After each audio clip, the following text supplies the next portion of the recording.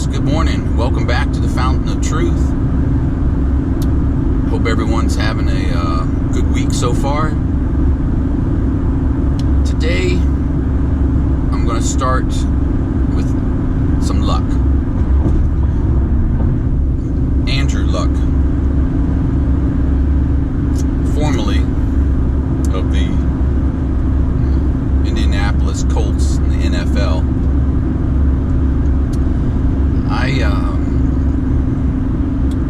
I love football. I think it's a very fun game to play. I grew up playing it. My oldest son played it. My youngest son loves it too. But I'm not too interested in letting him play it. My feelings on football have changed over the years, and I don't even watch it anymore. It's a fun sport to play, but it's kind of a, I don't know, to me it's a nonsensical kind of sport. I mean, you would just, the number of concussions that are out there, and the concussions start from early in their childhood. When they're in Pop Warner or Pee Wee League or whatever, that's when the concussions start, and they can and do get worse as they get older, and if they keep playing. And it doesn't have to be football. I mean, they can get a concussion playing football, and then in the spring when they're playing baseball, they can get hit in the head with a baseball, or they're playing soccer, and all those headers over a period of time, it's jostling your brain around. But anyways, I'm not going to advocate my son playing football. There's many other things. If he were to play baseball and golf, that's fine by me. I love the sport of lacrosse, but there's still some good contact in that, although it's not as much as helmet to helmet in football. Before, I need to get back to luck, I know, but now I've gotten myself on this concussion tangent. So I was watching preseason, and I live in the DC area, DC metro area. I'm not necessarily a Redskins fan. I'm not a fan really of anyone anymore, like I was saying. But and all that also started with fantasy football. I used to be a diehard Cowboys fan. Now I know everyone. I'm going to lose all kinds of followers here, subscribers. It's all right. Anyways, I used to be a diehard Cowboys fan, and then I started playing fantasy football. I mean, we were playing fantasy football long before there was fantasy football on the internet. We would get the USA Today, the Monday edition of the USA Today, and I would go through, since I was running the league, I would go through and I'd have to look up everyone's stats and tally up their scores. That was a pain in the ass, but as it got easier and easier, my love for one particular team, or even for watching football in general, just kind of started waning. It got less and less every year, and then it got to a point where probably 5 years or so ago, I stopped playing fantasy football, and I can't even stand watching football anymore. We always will watch some, and it's fun to sit outside and get. We love grilling and getting some brats and burgers and dogs or whatever going on. But I like having those 4, 5, 6, 7 hours on my Sunday back to go hiking, motorcycle riding, dirt bike riding, do whatever. I mean, get outside. It's such a beautiful time of the year, and instead of sitting inside watching football. But anyway, so I think that kind of started me to not watching football as much and not giving two shits about it. But then the next thing, you know, all the concussion reports and everything that were coming out, and that's really turned me off from the sport pretty much altogether.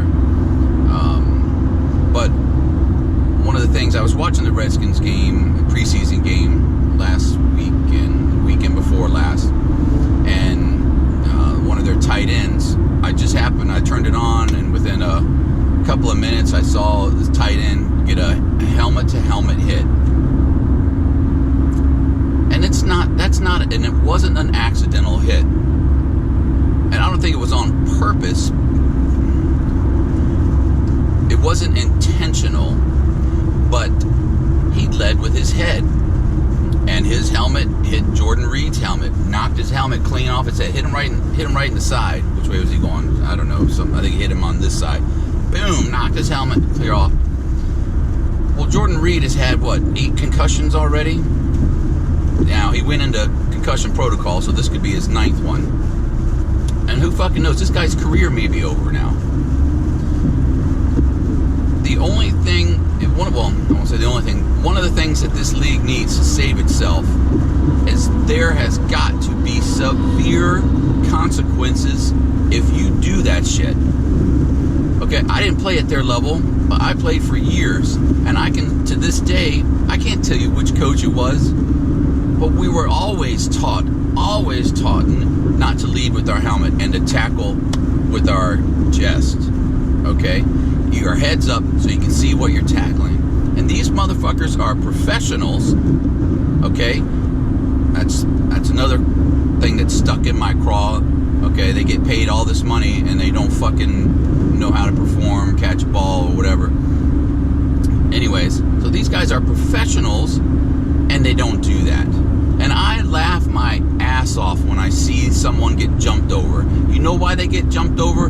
Go back and look at every video of an NFL player who's been jumped over, and I guarantee you that motherfucker's looking at the ground. Okay? He's coming in with the fucking crown of his head, and he's looking at the ground. Bloop! I'll go over his ass too. Make him look like an idiot. Because he doesn't know what he's doing. Okay? Anyways, see, I get a little passionate about it. It's one of the reasons why, because all this stuff, this has ruined my NFL enjoyment. But, so there needs to be severe penalties unless it is shown to be like a complete accident, whereas like the person that, the offensive player or whoever is going to get tackled makes a last second move or something, ducks down and puts his helmet right in line with someone's helmet, that's fine. But in an instant like that, when you see the other player come into the frame and the first thing you see come in is his helmet and it stays right in line, okay, that's an automatic, immediate ejection, and I want to say a 4-game suspension. It might even, I don't even care, it could be more than that, because he may have ended someone's career because of his stupidity, okay, and his lack of skills or experience, whatever. And so that's all I got to say. There needs to be stiffer penalties. A $5,000 fine, a $7,500 fine, a $10,000 fine. Most of these guys don't give a shit about that. Okay, where's the incentive to stop doing something? I don't know for certain. I've never been fined that much. It's probably a tax write-off. I don't know. It's donating it to charity or something. But it needs to be where these guys have to wake up and go, well, okay, do not lead with the head. Do not lead with the head. I mean, when they're getting ready to tackle someone, the first thing has got to be make it a clean tackle, Anyways, okay. Woo. Sorry for that tangent there. Back to Andrew Luck. So Andrew Luck announces that he's retiring at the age of 30. And I think it's a great idea. I mean, good on you, boy, because 9 not many people have the stones to know themselves, to respect themselves, and respect their future. It's all about now, now, now. Because there are a lot of people that without football, they don't have anything. Or without sports in general, something like that. They have nothing to fall back on. Although some of them, there are a couple of different strains. You can have people that have gone to college and have a potential career direction, and then you got those who went to college just to play sports and didn't really put much effort into their grades because they just wanted to play sports. They don't really have much direction. Okay, so anyways, there's people that put too much emphasis on I've got to do this. I understand that too. You got to make your money when you have to make your money. Andrew Luck has made good money, and he's probably technically he's never going to have to work again.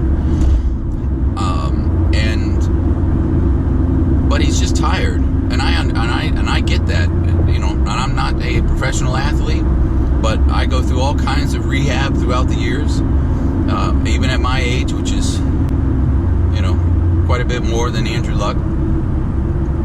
It gets tiresome. I mean, I'm just an amateur athlete, so I get tired of always having to go to surgeries to get this fixed, go through rehab, dealing with being able to do a sport again or an activity again, and then going, having another setback or getting another injury. Because usually once you get one injury, when you're trying to come back and rehab that, something else gets weaker, and then you end up injuring that, something else. So I think it's great. I really like seeing it. I think he sets a great example for someone who knows their body, knows themselves, and wants to do what's right for themselves. That's the only thing that people really need to worry about. I mean, is doing something that's right for themselves or their family.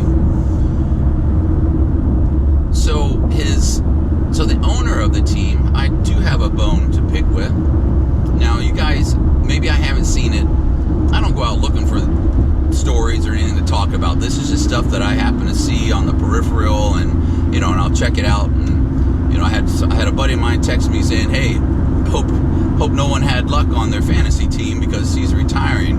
And I thought it was a joke. And then so I checked it out, but it wasn't a joke. So the owner, Jim Irsay, he tweets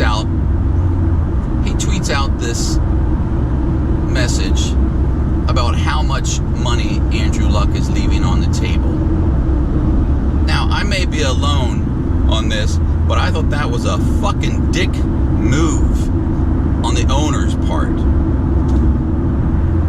He's trying to, this may be my opinion, maybe no one else thought this way, but the fact that he did not come out and say, "Hey, we are sad to see Luck go, but we totally understand he's got to do what's best for his body. This game, takes a toll on the mind and the body. So, we wish him the best of luck." No, he had to come out. I can't believe he's leaving $500 million on the table. That's not a given. So what Irsay was doing was saying, "Listen, we're opposed to give you all kinds of money here." So he's trying to, entice Luck. That was strictly what that message was for. I can't believe he's leaving $500 million on the table. $500 million. Guys, I'm sorry, but that's a dick move by an owner. That owner is a fucking dick. And if you are a player on that team, you should be taking notice that owner's a fucking dick, and he doesn't give two shits about you, which, okay, probably most owners don't. And I understand his frustration or his anger. You're losing a really good QB who is your starting QB just before the season starts, and you're high and dry. Yeah, well, you know what? That does suck, but guess what? You know, there's things that mean more than football. Okay, there's things that transcend football, and someone's personal health, lifelong, life longevity, their family, that means more than making money. Okay, I know that he's an owner. He's got that's all he knows is how to try to make money. That's what he sees. But fuck that. That was that was a dick move. But so good on Andrew Luck. All right, I wish him the best. And who knows if retirement will be forever. He's still he can sit out for 2, 3, 4 years and probably still come back. If he's feeling better. But if he doesn't, then oh well. He'll be feeling good, and he won't have to be on the trainer's table every day again and constantly trying to work through pain. And that shit's no fun, just to turn around and do it all over again, next month or the next week or even the next year. So that was one of the hot topics. I'll switch and get a little political again. The other thing that kind of pushed my buttons was the DNC, the Democratic National Committee. Their rules and stipulations for who gets to be on the debate stage.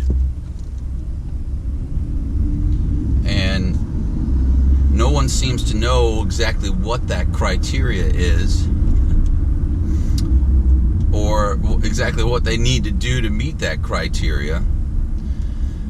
And to me, it's just funny because there are some certain individuals who have been in that party and who run that party. That party is going to make sure that the candidates of their choice get a fair shake, and that the candidates that they don't really care about or they don't want to give any oxygen to, they are not going to get a fair shake. So it is, I can't go over them all right here, but I mean, there you can, maybe I'll post a link or something to it. I need to get better at that, by the way. All these videos it's all new for me. I'll get better as I go along, or maybe I won't. But maybe I'll post a link to it. It's out there. You can look at the criteria. I don't even understand it all. It's so bizarre. And anytime something's not concrete, set in stone, written, this is what it is, it's open for interpretation, and that is bad. And it's going to suck ass for a few of those candidates, which I don't really care too much about. I enjoy watching Tulsi Gabbard speak. But that's about it. Anyone else that doesn't make it, they don't make it. But they need to understand that there is something much bigger than them in the works. There's big time strings being pulled, and there's some big time strings behind Biden, because that dude, I mean, he's got someone that's pulling strings for him to like open his mouth and when to speak. I mean, he's if there's a Manchurian candidate in real life, I think Biden's your guy.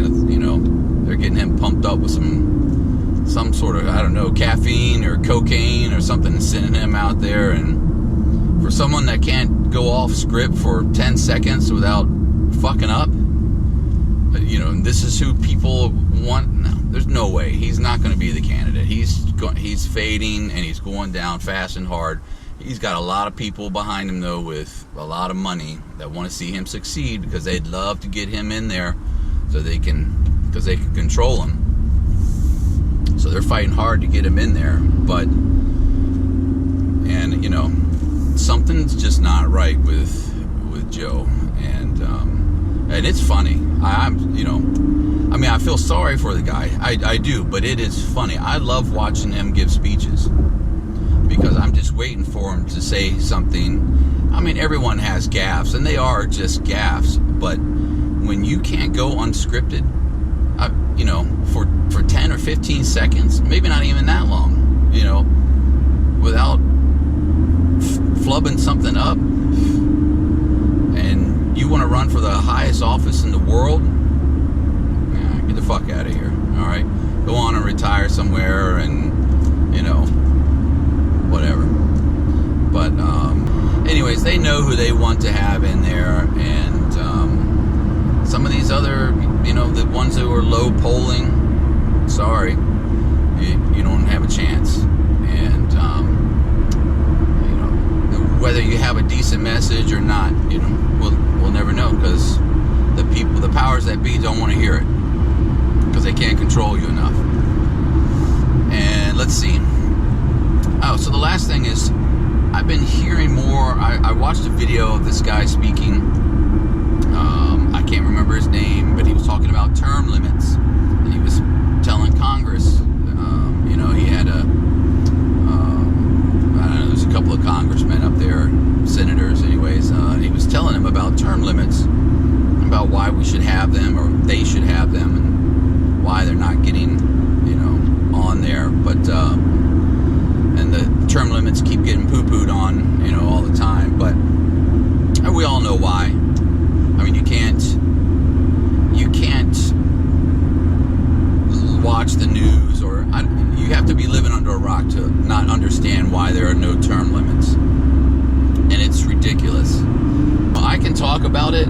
There needs to be term limits, okay?